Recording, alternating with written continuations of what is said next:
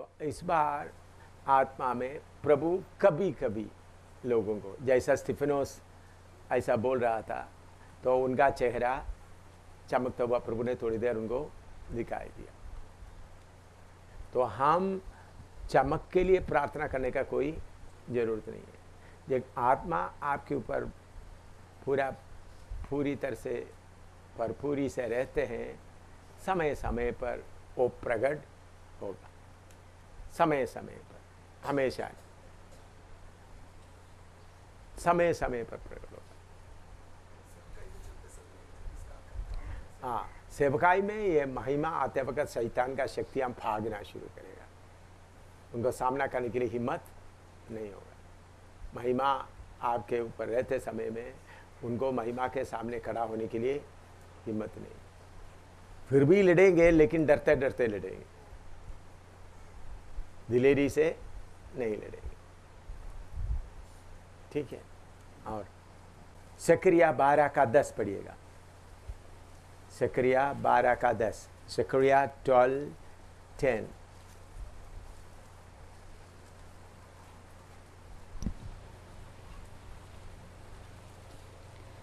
मैं दाऊद के घराने और यरूशलेम के निवासियों पर अपना अनुग्रह करने वाली और प्रार्थना सिखाने वाली आत्मा उंडेलूंगा। अनुग्रह का आत्मा है ना, अनुग्रह का आत्मा या स्पिरिट ऑफ ग्रेस। 17 है स्पिरिट ऑफ ग्रेस।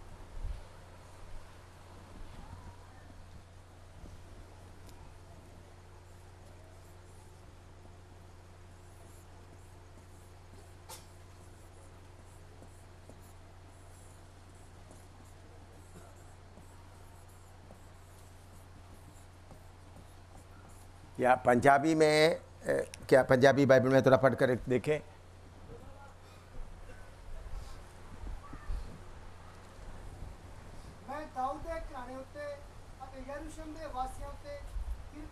हाँ, कृपा, वही शब्द मैं ढूंढ रहा था। अनुग्रह, हिंदी में अनुग्रह, कृपा, स्पिरिट ऑफ ग्रेस लिखो, कृपा का आत्मा। ये इस घटना को मैं आपको बताता हूँ उधर, ताकि इसका बैकग्राउंड आपको मालूम हो जाए। इस्राएली लोग आज तक प्रभु यीशु मसीह को मसीहा के तौर पर स्वीकार नहीं किया। विरोधी मसीह आएगा, यीशु मसीह का कलीसिया इस संसार से उठा लिया जाने के बाद, तो विरोधी मसीह को उन लोग सोचेगा यही है मसीहा, क्योंकि विरोधी मसीह आकर मंदिर बनाने के लिए, बाकी बातों के लिए उनको अनुमति देगा और मददगार के तौर पर प्रकट होगा। लेकिन ऐसा चलते चलते 3.5 साल के बाद विरोधी मसीह अपना सही रूप प्रकट करेगा। शैतान पूरा जोर से उनके ऊपर आकर वास करेगा। तब विरोधी मसीह यरूशलेम का पवित्र मंदिर में उनका मूर्ति रखने का आज्ञा देगा। उनका मूर्ति रखेगा, मूर्ति बोलेगा, बात करेगा। तब इस्राएली लोगों को मालूम होगा हमको धोखा हुआ है। तब इस्राएली लोगों के पीछे बहुत परेशानी होगा, उनको भागना पड़ेगा। उनको बहुत कुछ लोग उनके साथ मिलेंगे, लेकिन बाकी वचन के अनुसार चलने वाला लोग, तो फिर उन लोग पछताना शुरू करेगा। अभी 12:8 से पढ़िएगा, 12:8 से 14 तक। जकरिया 12:8 से 14 तक। उस समय यहोवा यरूशलेम के निवासियों को मानो ढाल से बचा लेगा, और उस समय उनमें से जो ठोकर खाने वाला हो वह दाऊद के समान होगा, और दाऊद का घराना परमेश्वर के समान होगा, अर्थात यहोवा के उस दूत के समान जो उनके आगे आगे चलता था। उस समय मैं उन सब जातियों का नाश करने का यत्न करूंगा जो यरूशलेम पर चढ़ाई करेगी। मैं दाऊद के घराने और यरूशलेम के निवासियों पर अपना अनुग्रह करने वाली और प्रार्थना सिखाने वाली आत्मा उंडेलूंगा। तब वे मुझे ताकेंगे, अर्थात जिसे उन्होंने भेदा है, और उसके लिए ऐसे रोएंगे जैसे इकलौते पुत्र के लिए रोते पीटते हैं, और ऐसा भारी शोक करेंगे जैसा पहलौठे के लिए करते हैं। उस समय यरूशलेम में इतना रोना पीटना होगा जैसा मगिदोन की तराई में हद्रिमोन में हुआ था। सारे देश में विलाप होगा, हर एक परिवार में अलग अलग, अर्थात दाऊद के घराने का परिवार अलग और उनकी स्त्रियां अलग, नतान के घराने का परिवार अलग और उनकी स्त्रियां अलग, लेवी के घराने का परिवार अलग और उनकी स्त्रियां अलग, शिमियों का परिवार अलग और उनकी स्त्रियां अलग, और जितने परिवार रह गए हों हर एक परिवार अलग अलग और उनकी स्त्रियां भी अलग अलग। इधर में जब उन लोग पश्चाताप करना शुरू करेंगे, आपस में प्रभु अनुग्रह का आत्मा उंडेलेगा। अनुग्रह या कृपा, इसका मतलब क्या है? अनुग्रह पाके, कृपा पाके हम दूसरों को माफ करने का, माफी देने का। किसी ने अपना गलती कर दिया तो अनुग्रह का आत्मा आपके ऊपर वास करेगा, तो कृपा करने का आत्मा आपके वास करेगा। जब वो पश्चाताप किया तो आप क्या करेंगे? माफ करेंगे। तो इस्राएली लोगों में अनुग्रह का आत्मा उंडेल करके आपस का झगड़ा भी क्या होगा? पूरा एक दूसरे, एक शरीर जैसा बनेगा। उन लोग पड़ोसियों के पास जाकर बोलेगा मेरा गलती माफ़ करो, मेरा गलती माफ़ करो। परमेश्वर से भी सीधा होगा, दूसरे से। तो अनुग्रह की आत्मा आएगा तो एक दूसरे का गलती माफ़ करेगा, एक दूसरे से माफ़ी मांगेगा। पूरा एक शरीर, एक मन का हालत आएगा। आप देखे होंगे जब अच्छा बेदारी होता है, प्रभु की आत्मा जोर से काम करते हुए तो लोग उठकर दूसरे से क्या करता है? माफ़ी मांगते हैं, रोते रोते। तब किसी को ज़बरदस्ती कराना नहीं पड़ता, बल्कि अपने आप, मैंने गलती कर दिया, मेरे से गलती हो गया, मैंने ऐसा किया है, मैंने ऐसा कितने समय में देखा। अनुग्रह की आत्मा कार्य करते समय में छुपे हुए गलती भी लोग आकर मान लेता है। इधर देखो, सब इधर देखो। जब अनुग्रह की आत्मा, मैंने कितने बार देखा है, जब आप पश्चाताप करना शुरू करेंगे तो छुपे हुए पाप, आपने कुछ किसी को कुछ बोला हुआ है, मैंने इनके खिलाफ ऐसा बोल दिया, किसी का कुछ चोरी कर दिया, अनजाने में चोरी, कभी कभी जो जोश में आकर चोरी कर दिया, वो बात देखो मैंने चोरी कर दिया, मैंने ऐसा कर दिया। अपने आप ही आकर क्या करेंगे?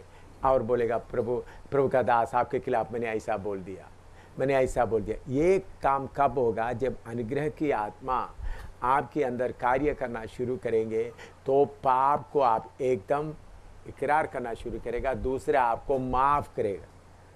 अनुग्रह का आत्मा काम करते हुए तो आपके ऊपर तुमने क्यों ऐसा कर दिया, ऐसा करते हुए उनके ऊपर सजा देने के लिए नहीं, बल्कि उनको कैसा भी शुद्ध करने का।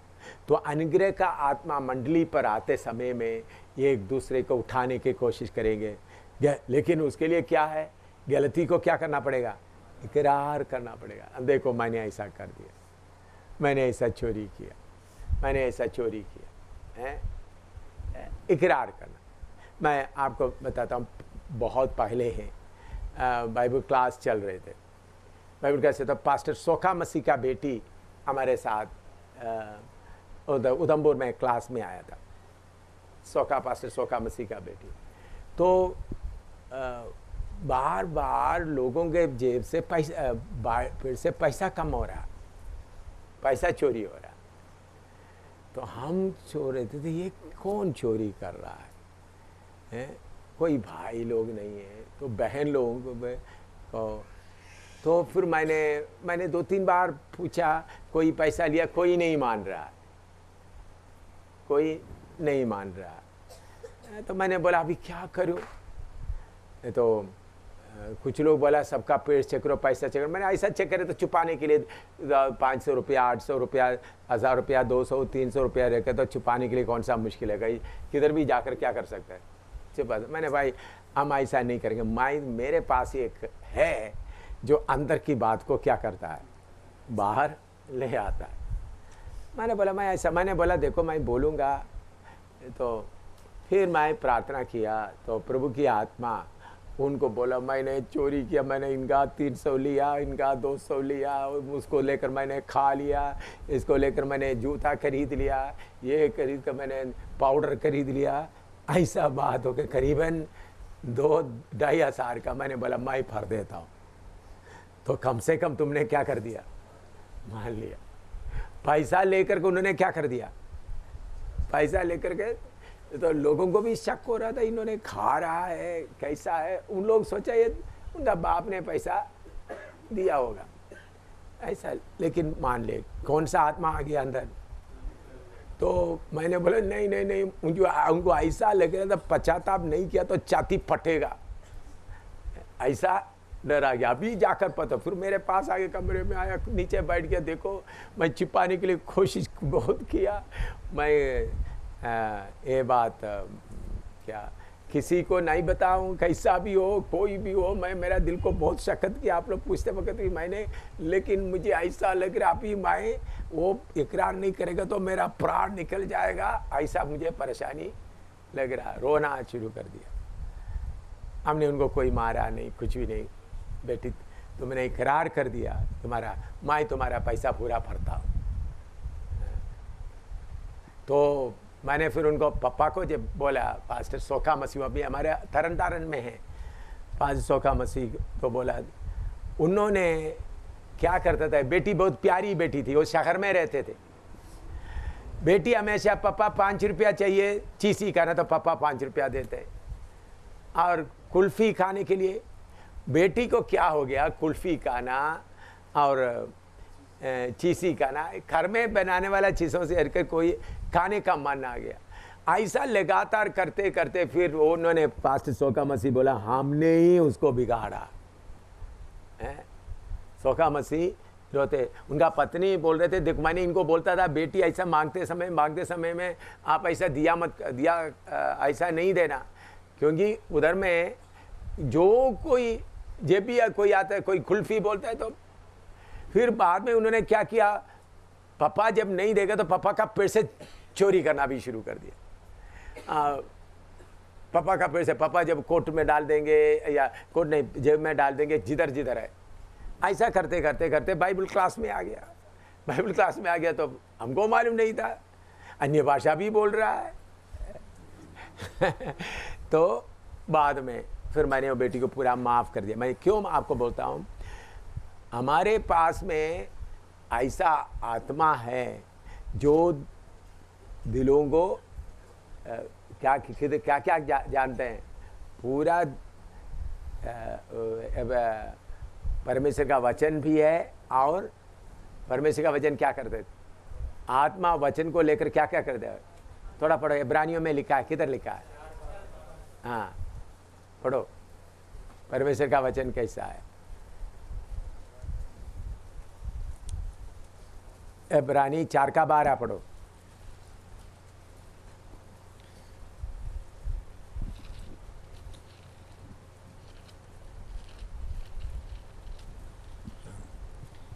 क्योंकि परमेश्वर का वचन जीवित और प्रबल, वचन जीवित और प्रबल और हर एक 2-धारी तलवार से भी बहुत चोखा है। हाँ। और प्राण और आत्मा को और गांठ और गूदे को अलग करके आर पार छेदता है और मन की भावनाओं और विचारों को जांचता है। हाँ, मन की भावनाओं।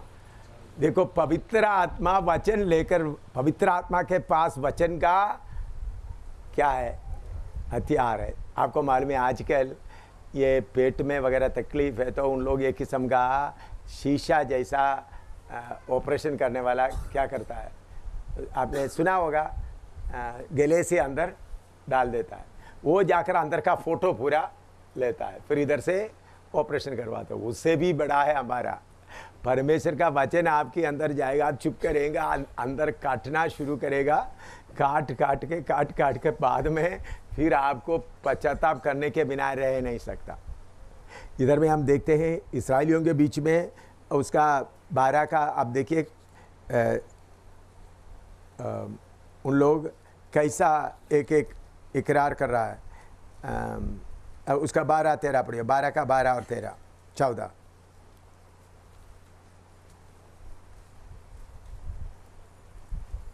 जकरिया 12 का 10 से पढ़ो, 10 से 14 तक। लोग कैसा रोएंगे?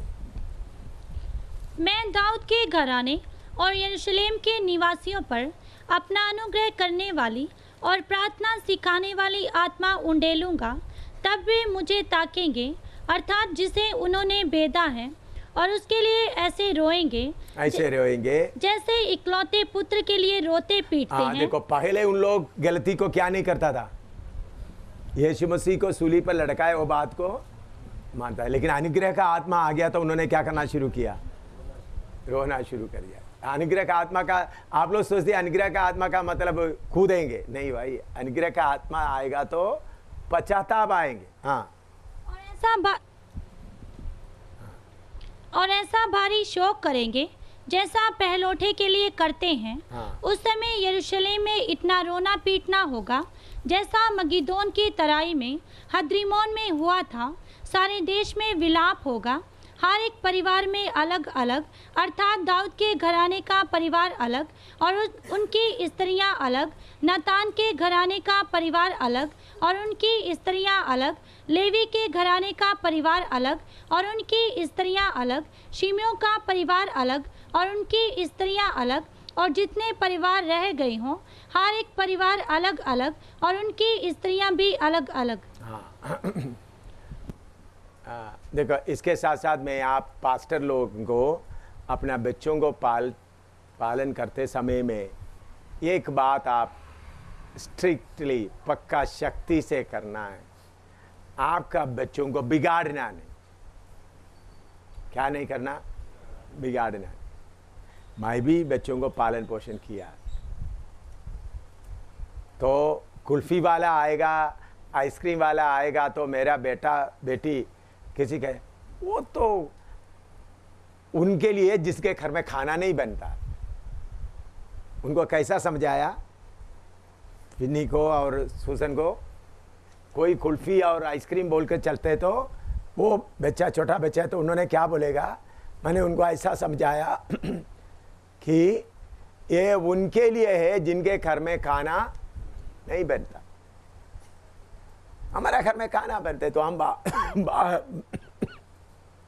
बाहर से नहीं खाएंगे। अगर आपका बच्चों को आप बाहर से खाने का आदत डाल दिया, बाद में जब शादी करके भेज दिया, या बेटा है तो शादी कर दिया तो भी आपने पूरा समोसा और आइसक्रीम वगैरह अपने ही खाएगा, पत्नी को कुछ भी नहीं देगा। पत्नी भी जो कुछ पैसा मिलेगा इधर उधर से घर का खाने के लिए उनको क्या नहीं होगा, मन नहीं होगा। इसलिए इस खाने के बारे में बच्चों को, माँ क्या करते हैं, बच्चा रो रहे हैं, 10 रुपया ले लो, चीज़ ही खरीद लो, ताकि माँ को क्या कर रहे हैं, ऐसा करने से आप बच्चों को बर्बाद करता है। बच्चों को ये सिखाना, बाहर का खाना हमारे शरीर के लिए अच्छा नहीं है, दुकान का खाना हमारा शरीर के लिए अच्छा नहीं है। जिनके घर में खाना नहीं बनता, अगर किसी टाइम में आपको लाना तो अच्छा होटल में अच्छी तरह जाकर के सफाई से बैठ कर, बाकी इधर उधर से बच्चों को ऐसा पैसा देने से बच्चा बहुत बिगड़ जाएगा, फिर चोरी करना शुरू करेगा, फिर उनको अपने आप को कंट्रोल करना मुश्किल होगा। इसलिए बच्चों के साथ मैं, आप फिन्नी और सुसन से पूछ सकता है, अभी तो बड़े हो गए तो अभी हज़ारों रुपये उनके हाथ में देते हैं, लेकिन जब तक वो 16-17 साल का होता है 1 रुपया भी नहीं देता। जेब खर्च का सवाल ही नहीं होता। क्या है? जेब खर्च का सवाल क्यों? जेब खर्च क्यों देना? सब लोग बच्चे को जेब खर्च दे, जेब खर्च दे के बच्चा कोई भी खरीद कर खा, 1 रुपया भी फीस का ठीक पैसा देगा।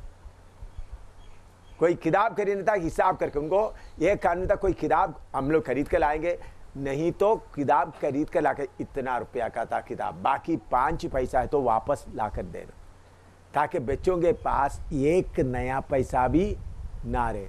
अभी आप लोग क्या हो, तो हमारा बच्चे के पास देखो 100 रुपया 200 रुपया बने रहते, आपका अमीरी दिखा, बाद में आप उनको सुअर बना देते हैं, उनका आदत नहीं बनता। प्रभु का वचन में लिखा है, नीति वचन में लड़का बचपन में ही उनका आदत को बनाओ ताकि बुढ़े होने पर भी वो आदत को क्या नहीं करेगा, भूलेगा। हम लोग भी शहर के पास रहते तो लोग आइसक्रीम लेते, ये तो ये हम नहीं खाते। हम विन्नी और सुसन क्या बोले, ये तो हम नहीं खाते। गोलगप्पा लेकर बैठेगा, नहीं हम ये चीज नहीं खाते, हमारा घर में जो खाना बनते, ये तो देखो कितना मक्खी इसके ऊपर बैठा हुआ। ऐसा उनको बच्चों को सिखाने से फिर बच्चों को क्या नहीं होगा, बच्चों को बोलना है बाहर के चीज तुम्हारे लिए अच्छा नहीं है। कितना बहुत सचमुच में आप बोलो बाहर का चीज अच्छा है, आपका तबीयत को खराब करते। बच्चों को ऐसा बाहर की चीजें खेलने के लिए माँ सोचेगी वो बच्चा बैठ कर रोने का बंद करे, चलो 5 रुपया ले जाओ। लेकिन आपने बच्चे को क्या बर्बादी कर रहा है आपको मालूम नहीं। ये बात सारे सेवक लोग समझना, नहीं तो आपका बच्चा क्या हो जाएगा, बर्बाद हो जाएगा। बर्बाद होने के बाद पास्टर इसको सुधारो। आप देखो बच्चों को अपने आप सुधारना है, बच्चों को दूसरे लोग नहीं सुधारना है। माँ बाप बच्चों को क्या करना है, सुधारना। प्रभु का वचन भी लिखा है जिन्होंने अपना घर को नहीं संभालते प्रभु के कलीसिया को कैसा संभालेगा। जिन्होंने अपना कलीसिया अपना घर को नहीं संभालते उसको प्रभु के कलीसिया को कैसा, बच्चों को कैसा पढ़िएगा। तिमोथियों की लिखा हुआ है साफ तरीके से। तो सेवक लोगों को ये बात में उसका तीसरा अध्याय, पहला तिमोथी तीसरा अध्याय है, 4 और 5 पढ़िएगा। दूसरा तिमोथी तीसरा अध्याय इसका 4 और 5। अपने घर का अच्छा प्रबंध करता हो और अपने बाल बच्चों को सारी गंभीरता से अधीन रखता हो। जब कोई अपने घर ही का प्रबंध करना ना जानता हो तो परमेश्वर की कलीसिया की रखवाली कैसे करेगा। देखिए ये प्रबंध का बात लेकर बहुत लोग उसको समझता नहीं है। पंजाबी में पढ़ो। अपने घर का चंगी तरह प्रबंध करने वाला हो, हाँ, अपने बालकों को पूरी गंभीरता नाल वस विच रखने वाला हो। पर जे कोई अपने ही घर का प्रबंध करना ना जाने तो वो परमेश्वर की कलीसिया की रखवाली किवें करेगा। हाँ, प्रबंध का मतलब धन दौलत पैसा का नहीं, कलीसिया का प्रबंध कैसा का। कलीसिया का आपने क्या पसंद, कलीसिया का सबको रेशन पानी खरीद के देता है आपका काम। अच्छी तरह सुनो, घर का प्रबंध करना तो किसका भी करना है, कलीसिया का। तो कलीसिया का क्या प्रबंध करता है आप बोलो, चावल आटा खरीद के देता है नहीं, आत्मिक बात है उसका। ग्रीक शब्द में तो घर का प्रबंध का मतलब घर में सब बातें ठीक चलना। मैं फिन्नी को क्या करते थे, फिन्नी और सूसन को टेबल के ऊपर खड़ा करके मारते थे। टेबल के ऊपर खड़ा कर, टेबल के ऊपर खड़ा करना और उनको बोलना कान ऐसा पकड़ना दोनों, क्योंकि मारते समय में उनका हाथ नीचे आकर इधर मांस में अच्छी तरह मारते। टेबल के ऊपर क्यों खड़ा करके मारते थे, दाहिने बाएं रहने वाला लोग बच्चे मारते वक्त बच्चा क्या करते थे, भागते थे, इसलिए टेबल। और दूसरा फिन्नी और सूसन का काम है उनको मारने का छड़ी लेकर के रखना अपना जगह में। छड़ी रखने का जगह भी था, आप पूछे उनसे। वो छड़ी टूट गया तो सही छड़ी बना के लाने का काम किसका है, फिन्नी का था। उधर में छड़ी रखने का जगह, उधर में मैं छड़ी इधर उधर मैं हाथ से नहीं मारता था, छड़ी लेकर के अच्छी तरह छड़ी लेकर के इधर टेबल के ऊपर खड़ा होकर गलती कर दिया तो फिन्नी से पूछना कितना मार खाया है, सूसन से भी पूछे, कान इधर पड़ते ना। तो एक बार मैं तो मारते वक्त उनका मम्मी आया, देखो इतना जोर से मारो, उनको भी 3-4 लगा दिया। अम्मी को भी इधर में साड़ी इस तरह करके अच्छी तरह लगाया। मैंने बोला तुमको 3-4 दिन अम्मी को लेटना मुश्किल हो गया। किधर में लगा दिया, इधर में ये जो जगह में अच्छी तरह, ताकि लेट। मैंने बोला तुमको याद रहना, मैं बच्चे को सजा देते वक्त तुम बीच में नहीं आना। उसके बाद नहीं बोली, इतना जोर से मार। एक बार फिन्नी पड़ोसी के साथ, लड़के के साथ विश्वासी है, उनके लड़के के साथ में कोई झगड़ा हुआ तो वो सामुएल, उसका नाम सामुएल है, वो फिनी को धक्का दे दिया, वो नीचे गिर गया तो फिनी इतना मुंह क्या हो गया, सूझ गया। सूझ कर पापा देखो वो सामुएल मुझे धक्का दे के इतना होगा। बेटा ये मैंने देखा, दो बेटा ये छड़ी छोटा है जो रखा है, इसे थोड़ा मोटा छड़ी ले आओ। फिनी सोचा किसको मार पड़ेंगे अभी, सामुएल को मार, वो नजदीकी में घर में है, 20-25 हमारा प्रार्थना बन गया नजदीक, आप अभी भी जाकर देखेगा तो दिखाई देगा। फिनी एक अच्छा छड़ी लेके आया, चलो भाई बेटा चलते, उनके घर में जाता है। उनके घर में बड़ा फिनी बड़ा खुशी से आ रहा है, अभी सामुएल को क्या मिलेगा, छड़ी मिला। उधर जाकर उनका पापा मम्मी भी उधर है। मैंने बोला तू पास्टर का लड़का होकर इधर में आकर क्यों खेलने आया, लगाया 3-4 उधर। उनका पापा मम्मी आकर देखो गलती मेरा बेटा किया है, तुम आप उनको क्यों मार रहे हैं। मैंने बोला आपका बेटा ठीक है, ये पास्टर का बेटा है। क्या है, ये पास्टर का बेटा है। तो इनको इसलिए फिनी को मालूम हो गया मैं पास्टर का बेटा है तो भी बाकी लोग मारेगा तो भी मुझे क्या मिलेगा, मार मिलेगा। इसलिए वो दोनों आज किस में हैं, प्रभु की सेवा, प्रभु का नाम ऊंचा कर रहा है। अभी देखो आप इसके साथ में नीति वचन का, क्योंकि ये बात अनुग्रह का बात आते समय में ये बात आप लोग अच्छी तरह समझने के लिए पवित्र आत्मा मुझे बताता है। नीति वचन में आइएगा,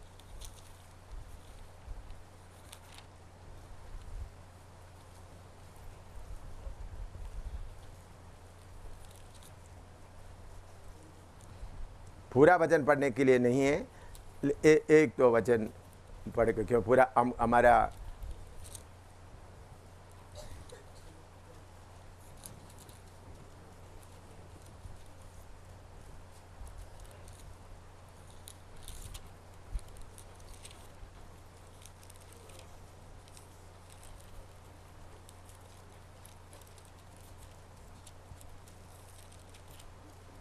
आ, 29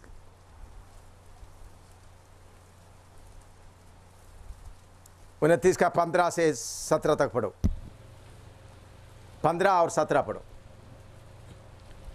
छड़ी और डांट से बुद्धि प्राप्त होती है, छड़ी और डांट से बुद्धि प्राप्त होते हैं, परंतु जो लड़का यूं ही छोड़ा जाता है, यो लड़का वो ही छोड़ा जाता है, वह अपनी माता की लज्जा का कारण होता है। माता को क्या बनाएगा फिर बाद में। पंजाबी में पढ़ो 15, पंजाबी बाइबल किसके पास है, पढ़ो। हाँ, पर जेड़ा बालक बेमोहरा छड्या जाता है वो अपनी मां ली नमोशी लेता है। हाँ, माँ को क्या ले आता है। हाँ, और उसका 17 पढ़ो। अपने बेटे की ताड़ना कर, तब उससे तुझे चैन मिलेगा और तेरा मन सुखी हो जाएगा। माई फिन्नी को अच्छी तरह मार मार कर सिखाने के कारण अभी उनके द्वारा मुझे तसली मिलता है। तो मैं ये इन्हीं दिनों में खास करके सेवकों के बच्चों के अंदर शैतान घुसने के लिए कोशिश करते हुए, आप सेवकों के बच्चों को अच्छी तरह मार मार कर खड़ा करेगा। उनको मालूम होना मैं करने का, मेरा पापा मम्मी मुझे खूब पिटाई करेगा करके मालूम होगा, तो डर से उन लोग पाप नहीं करेगा। ये नहीं हालेलुया हालेलुया बोल कर के प्रभु मेरे बच्चे को ठीक करे। बच्चे को ठीक करना तो क्या चाहिए, छड़ी चाहिए। पढ़िएगा 23 का नीति वचन 23 का 13 और 14 पढ़ो। 23 का 13 और 14। लड़के की ताड़ना ना छोड़ना, हाँ, क्योंकि यदि तो उसको छड़ी से मारे तो वह ना मरेगा। हाँ, तो उसको छड़ी से मारकर हाँ, उसका प्राण अधोलोक से बचाएगा। आज छड़ी से अच्छी तरह मारते मारते आप उनको नरक से बचाएगा। आप अभी छड़ी से मारने के लिए डरेगा तो आप अपना बच्चे को किधर भेजेगा, शैतान ले जा मेरा बच्चे को नरक में ले जा। तो हर कलीसिया में सिखाना है, भाई लोगों को हर कलीसिया में क्या करना है। ये देखो ये भी 22 का 6 पढ़ो, 22 का 6, नीति वचन 22 का 6 पढ़ो। लड़के को उसी मार्ग की शिक्षा दे जिसमें उसको चलना चाहिए, हाँ। और वह बुढ़ापे में भी उससे ना हटेगा। हाँ, चलने का शिक्षा दे जिसमें चलना चाहिए, बुढ़ापे में भी वो क्या नहीं करेगा, नहीं हटेगा। नोट करो। 22 का 15 पढ़ो। लड़के के मन में मूर्खता की गांठ बंधी रहती है, हाँ, मूर्खता का गांठ बांधी रहते हैं, परंतु अनुशासन की छड़ी के द्वारा हाँ। वह खोलकर उससे दूर की जाती है। हाँ, मूर्खता है। हम आइसक्रीम खरीद के देकर बच्चे को क्या कर रहे हैं, अभी ये गलती कर दिया। कुछ लोग क्या कहते हैं, बेटा आगे को ना ऐसा ना कर, मम्मी पापा मैं नहीं करूंगा, ठीक है जा लो आइसक्रीम खा ले। तो बाद में या गोलगप्पा खा ले, बाद में उन्होंने डबल पूरा करके, पापा अभी डबल आइसक्रीम दे दो मुझे। तो उनका मूर्खता को निकालने का एक ही मार्ग क्या है, दोबारा पढ़ो। 22 का 15। लड़के के मन में मूर्खता की गांठ बंधी रहती है, मूर्खता का गांठ बांधी रहते हैं, परंतु अनुशासन की छड़ी के द्वारा वह खोलकर उससे दूर की जाती है। अनुशासन की छड़ी, ठीक है ना। इसका मतलब मैं कभी बच्चों को इधर नहीं मारता, किधर मैं सिर पे मारे को नहीं, इधर अच्छा सिर पे मारता था, इतना दर्द नहीं था भाई। इधर में चमड़ा में रहेगा तो दर्द 3-4 दिन लगेगा, चलते वक्त भी उठते वक्त ही। इधर चमड़े में मार दिया तो 2 मिनट में क्या हो जाएगा। इधर में मांस के जगह में मारना, अच्छी तरह मांस के जगह में अच्छी तरह मारना। अच्छी तरह मारेगा तो क्या होगा, वो आदत उनका दूर होगा। इसलिए हम प्रभु के कदमों पर, हम अपना बच्चों को पालते समय में बच्चों को प्रभु के कदमों पर बिठाना है, बच्चों को प्रभु के लिए तैयार करना है। तो बच्चों को क्या करना है, अच्छी तरह छड़ी लगाकर। अमेरिका में ये भी बात बता, अमेरिका में लुसियाना में बड़ा मीटिंग चल रहा था, तो उधर का पास्टर का बेटा कुछ गड़बड़ कर दिया, तो पास्टर उन्होंने डांटा, मारा नहीं। वो बेटा जाकर पुलिस स्टेशन में रिपोर्ट कर दिया। अमेरिका में ऐसा है, पुलिस ने रिपोर्ट कर दिया। तो पुलिस बोला पास्टर को तुम क्या करना, पुलिस स्टेशन में आना, तुम्हारा बेटा तुम्हारे बारे में कंप्लेन किया। ये बात वीरवार को हुआ, तो पास्टर बोला मेरा बेटा जाकर कंप्लेन कर दिया, तो इसलिए मैंने वीरवार रात को बोला फ्राइडे आफ्टरनून एक स्पेशल प्रोग्राम है, ऑडिटोरियम बड़ा हजारों लोग हैं, वो खास करके फैमिली बच्चों के साथ आना, स्पेशल बच्चों के लिए स्पेशल प्रोग्राम, अच्छे चीज आपको देंगे, I give you good things. लोग सोचा बड़ा आइसक्रीम बड़ा बहुत होगा, अच्छे चीज का डिस्ट्रीब्यूशन होगा। तो नॉर्मल मॉर्निंग बाइबल क्लास था, दोपहर को पूरा ऑडिटोरियम भर गया। मैं आकर देखा तो ऑडिटोरियम, तो मैंने ये नीति वचन का शुरू कर दिया। पूरा शुरू करने के बाद मैं बोलूँगा बच्चों को, बोलो पापा मुझे मारो, नरक में मत छोड़ो। उधर में अमेरिका में अपना बच्चों को मारने के लिए सब क्या होते थे, डरते थे। तो एक एक मैंने बोला बच्चों को, बोला अपना पापा मम्मी को बोलो, नरक में जाने के लिए कौन चाहता है, कोई नहीं। ये पूरा पढ़ा दिया, तुम्हारे अंदर का मूर्खता दूर करने के लिए क्या चाहिए, छड़ी चाहिए। मारने से तुम मरेगा नहीं, बल्कि तुम उनका प्राण को तुमको। और कितने बच्चे नरक में नहीं जाना चाहते, सब हाथ खड़ा किया। तो पूरा अपना मुंह में हाथ रखो, अपना पापा मम्मा को देख करके बोलो पापा मम्मी मुझे खूब मारो, नरक में मत भेजो, मुझे बचाओ। आपको मालूम है माँ बाप सब रोना शुरू कर दिया। हम अभी तक वचन का नमूना नहीं किया, इसलिए हमको ये बर्बादी हुआ। फिर उसके बाद 1 साल के बाद बोला पास्टर आपने जो इंजेक्शन दिया है, हमारा घरों में बच्चा अभी भी वो हाथ मुंह करके बोलता है मुंह में हाथ रख करके बोलता है मारो नरक में मत। बोलता है हमारा 95 प्रॉब्लम खत्म हो गया, बच्चा सब अधीन में रह रहा है। तो इसलिए मेरे प्यारो, प्रभु का वचन सही है। बच्चे गलती करते हैं अच्छी तरह मारे उधर में वो मांस में क्या है, निशान पड़े, हड्डियों में कुछ नहीं है ना, मांस में निशान पड़े। हाँ, गुस्सा से इधर मार दिया, लात मार दिया, वो बच्चे ये क्या है, उनको कोई दर्द नहीं रहेगा। मांस में मारे 3 दिन तक उसको बस मेरा मम्मी का मारने का निशान है, पप्पा ने मुझे मारा है, मैंने झूठ बोला था, मैंने झगड़ा किया था, मैंने पापा का जेब से पैसा निकाल दिया था, इसलिए मुझे मिल गया। ये बातें रहेगा तो फिर उन लोग पूरा डिसिप्लिन में आएंगे। तो अनुग्रह का आत्मा, वही विषय हम बता रहे थे, अनुग्रह का आत्मा आपके पर उंडेलेगा तो छुपा हुआ पाप को इकरार करेंगे, रोना आएगा, छुपा हुआ पाप को इकरार करेंगे, अनुग्रह का, कृपा। तो प्रभु, तो ये बात लिख के रखो, लिखो, अनुग्रह का आत्मा, स्पिरिट ऑफ ग्रेस।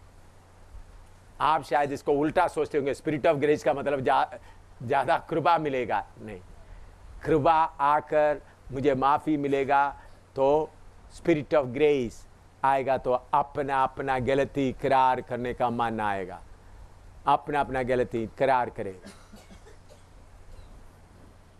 शुरू में मारना ये नहीं, चलो अभी आपका 15 साल का बच्चे को पकड़ के अभी मैं मारता, आज पास्टर ने बता दिया है, मारना शुरू करे, बच्चा भाग जाएगा आपका घर से। कितने लोगों को समझ में आया? मारने का समय में, उसके उम्र में, तो उम्र आने के बाद आप मारा, तो उम्र आने के बाद थोड़ा सा बड़ा हो गया, फिर मारा, तो बड़ा होने के बाद उनका अंदर का शैतान को प्यार से समझा करके निकाल दो। उनके अंदर में शैतान घुस गया, शायद आपने ही खुद उसको बिठाया है, तो फिर आपको उसको कीमत देकर क्या करना पड़ेगा, निकालना पड़ेगा। छोटे बच्चों को ही मारना, बड़े बच्चों को क्या नहीं करना, 14-15 साल के बाद बच्चों को नहीं मारना। बच्चे 2 साल में ही आपको मारना शुरू कर सकता है, लेकिन 2 साल मारते समय ज़्यादा जोर से नहीं, छोटा छड़ी लेना। क्या झाड़ू का आपने देखा ना, जो झाड़ू का छोटा होता है ना, हाँ, मैं उससे मारते थे जब फिर 2 साल के होते तो झाड़ू का निकाल कर तैयार रखते, उससे मारते, तो सबसे उनको मालूम हो गया पापा मुझे मारेगा।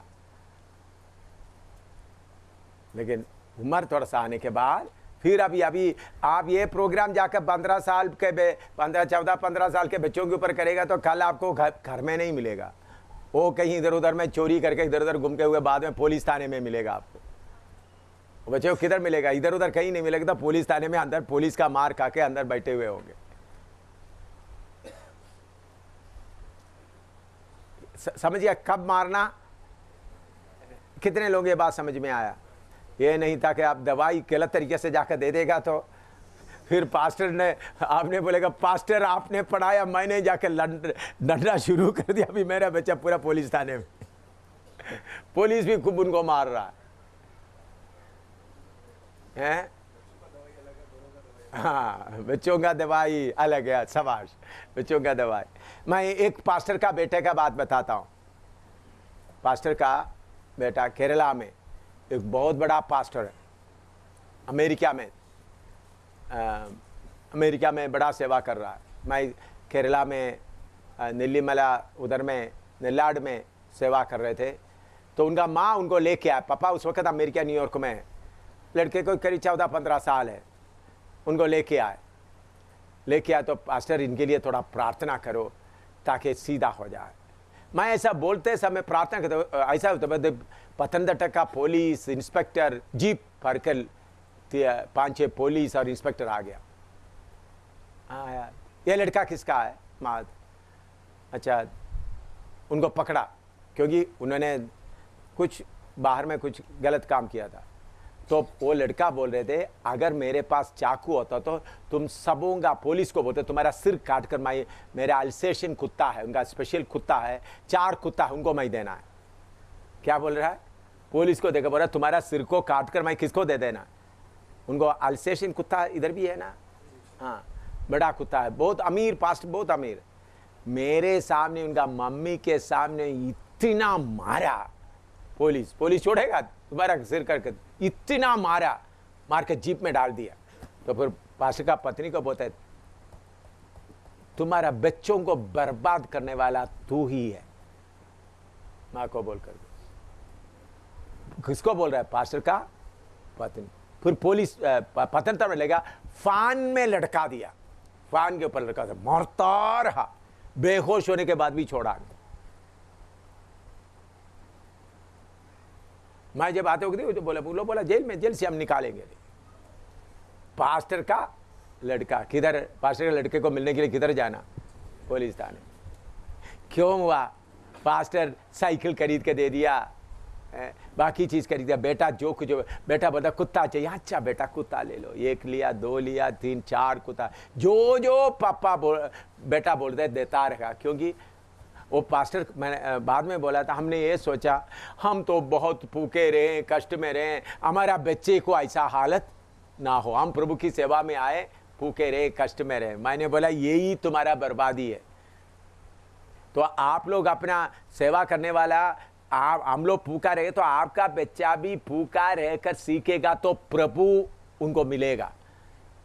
नहीं तो आपका बच्चे के लिए आप जायदाद बना कर देंगे तो आपका बच्चा नरक की आग में पड़ा। पापा मम्मी आपने जो जायदाद बना कर दिया ना, जो मकान बना कर दिया, जो जायदाद बना कर दिया, वही मुझे किधर लेके आए? नरक की आग में लेके आए। तो इसलिए मैं आपसे विनती करता हूं, इन बातों को अच्छी तरह समझते हुए, इन बातों को, इस वचन को, इन बातों को अच्छी तरह समझते हुए अपना बच्चों को क्या करें? अच्छी तरह संभाले। नहीं तो बहुत तेरा बच्चा बिगड़ा हुआ हालत में, हर कलीसिया में, हर एल्डर ये बात कलीसिया में सिखाए, ये नीति वचन का वचन लेकर घर को कैसा संभालना है, बच्चों को कैसे संभालना है, तो हर एक माँ बाप को अच्छी तरह समझाए। और पास्टर लोग भी अपना, और कुछ पास्टर लोग क्या करेंगे, मैंने एक पास्टर को एक थप्पड़ लगा रहा था, किधर में था, इधर में बैठा हुआ कोई है, हाँ, पास्टर चंद्रपाल को अभी पिछले दिनों में दिल्ली में क्या कर रहा था, आराम से बैठे था, गीत गाते वक्त बच्चे को किधर रखा है, बच्चे का इस गोद में रखा, पास ऐसा वहीं लगाओ ना, पकड़ के ऐसा पकड़ा सब लोगों के सामने। अभी दिल्ली में जब गया, वो देखा हुआ कोई है इधर में? मुझे आपने देखा? हाँ, इन्होंने देखा। मैंने बोला तुम पास्टर हो क्या, बच्चे की इस गोद में? मैंने बोला लगाऊंगा। मैंने पहले भी कुछ पास्टरों को लगाया। आराधना करते वक्त बच्चा आपका नजदीक में नहीं आना। आप किसका आराधना कर रहा है? राजाओं का राजा, प्रभुओं का प्रभु की आराधना कर रहे थे। बच्चे को डिसिप्लिन अपने जगह में बैठे रहना, यानी बच्चा घर में आराधना के जगह में बच्चे को लेकर क्या नहीं करना। ये कितने सेवकों को मालूम हो गया? अभी मैं देखो ऐसा करे तो मैं सबके सामने आपको मुंह में थप्पड़ लगाऊंगा भाई, सबके सामने। जब मैं इतवार की आराधना के समय में पकड़ा था, या बोलो संडे के आराधना में पकड़ा है, उन्होंने ही मीटिंग लीड कर रहा था, चंद्रपाली मीटिंग लीड कर रहा था। मैंने बोला तुमको बख्शूंगा नहीं मैं। हाँ, तो माँ सिस्टर पत्नी के पास दे तो ले जाओ पीछे, कितना भी छोटा हो। हाँ, प्रभु की आराधना करते वक्त राजाओं का राजा, प्रभुओं का प्रभु का। अब बच्चे को मालूम होना चाहिए, मैं अभी घुटना में, मेरा पापा अभी घुटना में बैठा हुआ, मैं जाएगा तो मुझे क्या मिलेगा? मार मिलेगा। बच्चों को मालूम होना चाहिए, क्योंकि आप एल्डर होते या पास्ट होते अपना प्रभु की आदर नहीं देंगे तो फिर आप आदर नहीं है तो आप प्रचार करते वक्त कोई बहन अपना बच्चा घूमते रहेगा तो बच्चे को देख क्या करता रहेगा? हंसता रहेगा, मेरा बच्चा मुस्कुरा रहा है। और उसको देख करके 2-3 बहन लोग भी साथ बैठा हुआ भी क्या करेगा? हंसता रहेगा। अगर आप बच्चे तो बोला उठाओ बाहर जाओ बोलेगा, क्योंकि बच्चे के साथ प्रभु का उपस्थिति को क्या कर रहा है? अनादर कर रहा है। बोलना बहन उठाओ तुम्हारा बच्चों को बाहर ले जाओ। आप लोग कभी कभी डरते, उनका चंदा देकर डरते, चंदा मिलेगा यीशु अंदर नहीं होगा, चंदा मिलेगा कौन अंदर नहीं होगा? भक्ति के साथ, डर के साथ प्रभु की आराधना करना। मेरा आपको मालूम है, ये भी आप लोग समझे, अमनी से आप पूछे, बच्चा रोते थे आराधना के समय में, तो मैं अमनी को बोला, अमनी आपका काम है बच्चे को इतवार के दिन 4 बजे उठाओ, 4 बजे उठाकर आराधना 9 बजे से, तो उतना समय तक उनको सोने का मौका ना दो। आराधना के लिए बैठते सब बच्चे का नींद आ जाएगा, आराम से क्या करेगा, सो जाएगा। फिर बड़ा बच्चा और थोड़ा ऊंचे तो मैं एकदम उठाकर पीछे चली जाएगी। उधर बच्चे को उठाते उठाते बच्चा रोते तो बाहर, कभी अंदर बैठकर रोने का मौका नहीं दे, क्योंकि एक बच्चा अंदर बैठकर रोएगा तो नजदीक बैठे हुए उनको भी क्या होता है, डिस्टर्बेंस होता है, नुकसान हो जाता है, उनको सुनाई नहीं देगा। इसलिए ये डिसिप्लिन हर कलीसिया में शक्ति से होना। मैं देखो, अगर मैं आकर आप पास्टर को, मैं सीधा जोर से सबके सामने लगाऊंगा जी, सबके सामने जोर से लगाएगा, क्योंकि आपको प्रभु का उपस्थिति का आदर करने का मन नहीं है, तो मैं आपको करके दिखाऊंगा कैसा आदर देता। अच्छा थप्पड़ लगाकर। यीशु मसीह क्या किया मंदिर में जाकर, देखो मैं इस बार मारने से मैं दूसरे बार देखा, देखो मंदिर को आप लोग ऐसा नहीं करना भाइयों, थोड़ा सा उठा हुआ, मैं भी आपको मदद करता हूँ। ऐसा किया, खोड़े लगाया, खोड़े लगाकर लगाना शुरू किया, अच्छी तरह लगाना शुरू कर दिया, पूरा तोड़ बाड़ कर दिया, क्योंकि तुम मेरा घर को क्या किया। हाँ, इसलिए प्रभु की आराधना के समय में बच्चों को लकीर में खड़ा करने के लिए सीखना। आप प्रभु की आराधना को अनादर करने नहीं देना, कितना भी बड़ा नहीं तो बच्चे लोग कभी कुछ माँ बाप क्या है, बच्चों को खाने के लिए कुछ लेकर लाकर बैठ जाएगा आराधना, उनको बोलना ले जाकर बाहर खिलाओ, अंदर में ये खाने का जगह नहीं है। तुमको बच्चे को बिस्किट खिलाना तो ले जाओ बाहर, आप बच्चे को बिस्किट खिलाएगा, आपका बच्चे को खिलाए, दूसरे माँ के पास भी बच्चे मुझे भी दे, बीमारी शुरू होता नहीं होता। तो शक्ति से बोलना, बे अभी बिस्किट खिलाने का जगह नहीं है, ये बाहर ले जाओ, बाहर ले जाकर बिस्किट खिला के लेके आओ। इसी तरह अच्छी तरह से डिसिप्लिन में आना, क्योंकि प्रभु का कलीसिया क्या है समझते हुए। तो पश्चाताप की विषय है, पश्चाताप से अनुग्रह का अनुग्रह आएगा तो पाप को क्या करेंगे, इकरार करेंगे। इस्राएल लोग के ऊपर अनुग्रह का आत्मा आया, उन लोग आपस में, हम पढ़ते वक्त दोबारा ज़करिया 12 में आएगा। आइए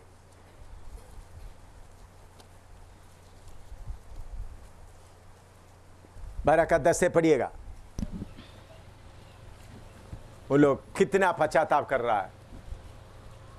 मैं दाऊद के घराने और यरूशलेम के निवासियों पर अपना अनुग्रह करने वाली और प्रार्थना सिखाने वाली आत्मा उंडेलूंगा, तब वे मुझे ताकेंगे, अर्थात जिसे उन्होंने बेदा है, और उसके लिए ऐसे रोएंगे जैसे इकलौते पुत्र के लिए रोते पीटते हैं, और ऐसा भारी शोक करेंगे जैसा पहलौठे के लिए करते हैं।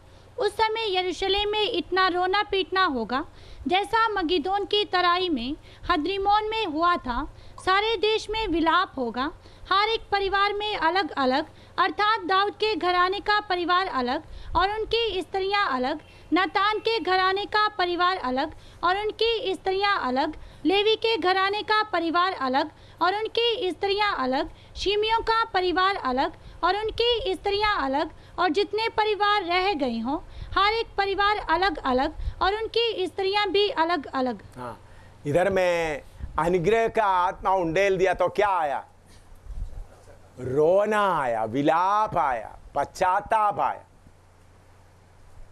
अलग अलग रो रहा है। क्यों? आपस में बात करने का मन नहीं है, पति पत्नी आपस में बात नहीं कर रहा है, मैंने ये गलती किया, पत्नी ये गलती किया, प्रभु के सामने क्या कर रहा है, रो रहा है। तो अनुग्रह मतलब कूदना नहीं, ये समझना आप, अनुग्रह का आत्मा मतलब कूद कर ताकत दिखाने का नहीं है, बल्कि अनुग्रह का आत्मा आएगा तो क्या आएगा, पश्चाताप आएगा ना। अच्छी तरह लिख के रखो, अनुग्रह का आत्मा आएगा तो पश्चाताप आएगा, रोना आएगा। लिखो, अपना गलती इकरार करेंगे,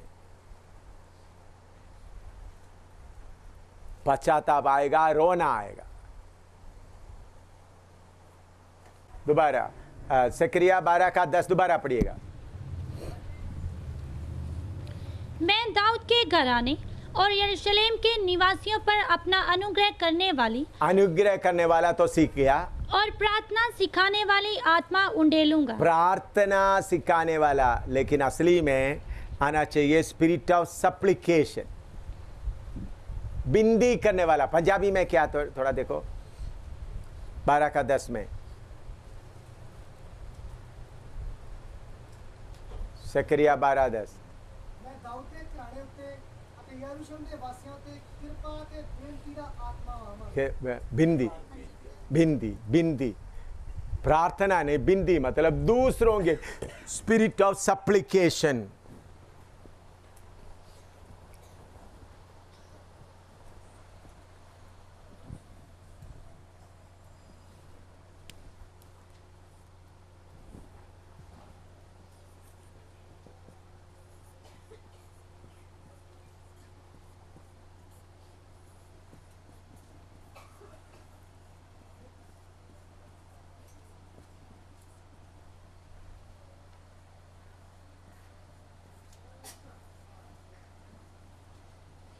स्पिरिट ऑफ सप्लिकेशन, प्रार्थना का आत्मा नहीं, उसके लिए बिंदी करने वाला आत्मा। उत्पत्ति 18:20 से 32 तक, जेनेसिस 18:20-32।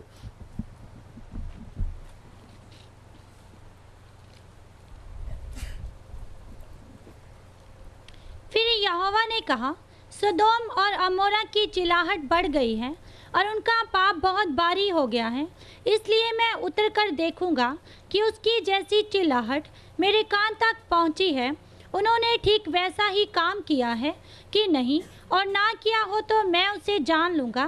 तब वे पुरुष वहाँ से मुड़ के सदोम की ओर जाने लगे, पर अब्राहम यहोवा के आगे खड़ा रह गया। तब अब्राहम उसके समीप जाकर कहने लगा, अब्राहम परमेश्वर के समीप में जाकर कहने लगा, क्या तू सचमुच दुष्ट के संग धर्मी का भी नाश करेगा? क्या तुम सचमुच दुष्ट के साथ धर्मी का भी नाश करेगा? कदाचित उस नगर में 50 धर्मी हो, तो क्या तू सचमुच उस स्थान को नष्ट करेगा? सोदोम गोमोरा को नाश करने में अगर उधर में 50 धर्मी हो, क्या आप उसको नाश करेगा? और उन 50 धर्मियों के कारण जो उसमें हो ना छोड़ेगा। इस प्रकार का काम करना तुझसे दूर रहे कि दुष्ट के संग धर्मी को भी मार डाले। हे प्रभु, दुष्ट के साथ धर्मी को भी आप मार नहीं डालना। हाँ। और धर्मी और दुष्ट दोनों की एक ही दशा हो, ये तुझसे दूर रहे। क्या सारी पृथ्वी का न्याय ना करे? हाँ। यहोवा ने कहा, यदि मुझे सदोम में 50 धर्मी मिले, अगर सदोम में 50 धर्मी मिले, तो उनके कारण उस सारे स्थान को छोड़ूंगा। हाँ। फिर अब्राहम ने कहा, हे प्रभु सुन, मैं तो मिट्टी और राख हूँ, तो भी मैंने इतनी ढिठाई की कि तुझसे बातें करूं। कदाचित उन 50 धर्मियों में 5 घट जाएं, 5 घट जाएं, तो क्या तू 5 ही के घटने के कारण उस सारे नगर का नाश करेगा? हाँ। उसने कहा, यदि मुझे उसमें 45 पे मिले तो भी उसका नाश ना करूंगा। 45 तो मिलेगा तो उसको नाश नहीं करूंगा। हाँ। फिर उसने उससे यह भी कहा, कदाचित वहाँ 40 मिले। उसने कहा, तो मैं 40 के कारण भी ऐसा ना करूंगा। फिर उसने कहा, हे प्रभु क्रोध न कर, तो मैं कुछ और कहूँ, कदाचित वहाँ 30 मिले। उसने कहा, यदि मुझे वहाँ 30 भी मिले तो भी ऐसा ना करूंगा। हाँ, 45 से 40 आ गया, 40 से अभी 30 आ गया। हाँ। फिर उसने कहा, हे प्रभु सुन, मैंने इतनी ढिठाई तो की है कि तुझसे बातें करूं, कदाचित उसमें 20 मिले। 20 मिले। हाँ। उसने कहा, मैं 20 के कारण भी उसका नाश ना करूंगा। हाँ। फिर उसने कहा, हे प्रभु क्रोध न कर, मैं एक ही बार और कहूँगा, कदाचित उसमें 10 मिले। 10 मिले। उसने कहा, तो मैं 10 के कारण भी उसका नाश ना करूंगा। हाँ। देखो किसर बिंदी कितने से शुरू करना शुरू किया? 50 से। प्रभु आप उस शहर को नाश नहीं करना। 50 से फिर क्या है? 45, फिर 40, फिर 30, फिर 20, फिर 10। अगर अब्राहम और एक बार प्रभु 5 बोले तो प्रभु माने तो सोदोम गोमोरा क्या नहीं होना था? नाश नहीं होना, क्योंकि उधर में कितने लोग थे? 5 लोग थे। 4 लोग थे। 5 से करने के बाद तो प्रभु का धन्यवाद हो। अगर ऐसा थोड़ा करते आने से क्या होना था, लेकिन मैं क्यों इधर में बात बताता हूँ, लेकिन प्रभु ऐसा होने नहीं दिया। तो हमारा बिंदी से लोगों का क्या होता है, बचाव होता है। आप एक एक शहर के लिए बिंदी करने वाला बनना है। हिंदुस्तान में हर जगह में इतना, पंजाब में आपको मालूम है उग्रवादी लोग ज़्यादा बढ़ गए थे। हम प्रार्थना सभाएं जगह जगह जगह जगह जगह जगह चल चल कर प्रार्थना शुरू किया। जगह जगह जगह प्रार्थना शुरू करते करते करते करते उग्रवाद का शक्तियों को हमने प्रभु की कृपा से तोड़ने के लिए प्रभु ने कृपा दिया। मैं पंजाब में ज़्यादा सेवा मैं उग्रवादियों के समय में किया था। उग्रवादी का काम खत्म होने के बाद पंजाब में कभी साल में एक बार अभी आते हैं, नहीं तो उग्रवाद के समय में बाकी सेवक लोग भी सेवा कन्वेंशन वगैरह नहीं करते थे ना। हमने क्या लगातार लगातार चलो ये उग्रवादियों के सर किधर में हर शहर, लुधियाना, फिरोजपुर, पंजाब, किधर किधर किधर मौका मिलता था, बार बार जाकर प्रोग्राम करते रहते थे ताकि पंजाब में उग्रवादियों का प्रभु उग्रवादियों से बचाए। हमको ऐसा लड़ने के लिए मौका प्रभु देता है। तो शहरों के लिए हम विनती करना। लिखो निर्गमन 32 का 31 से लेकर 33 तक। निर्गमन 32 का 31 से 33 तक। Exodus 32, 31 to 33।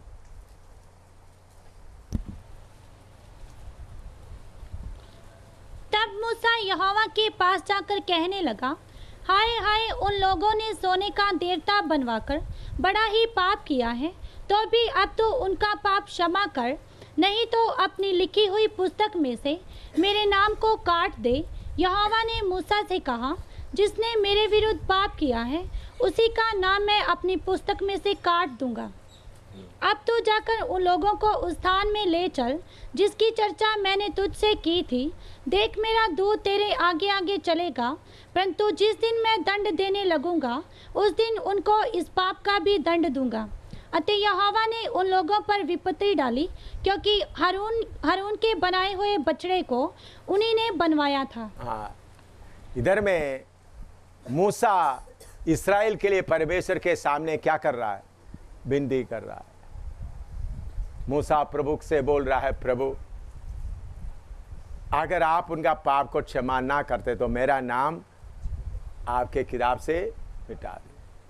सारे इस्राएल के लिए बोझ के साथ प्रार्थना कर रहा है। हम सेवक लोग दूसरों का पाप को अपने ऊपर उठाने वाला बनना है। दूसरों का पाप को, मेरे जीवन में मैं कितने सेवकों का पाप अपने ऊपर उठाया। सेवकों का, विश्वासी के तौर पर रहते वक्त कितना विश्वासियों को उठाया, उसके बाद कितने सेवकों का पाप मेरे ऊपर उठाया। 1 नहीं, 2 नहीं, 10 नहीं। मैं प्रभु के सामने, प्रभु ये सेवक ने ये गलती किया, ये सेवक ने पाप किया, आप उनको सजा देगा तो फिर वो कभी सेवा में नहीं रहेगा। पिता उनका हिसाब मुझ पर डाल। मेरे शरीर में भी कितना बीमारी भी सहना पड़ा,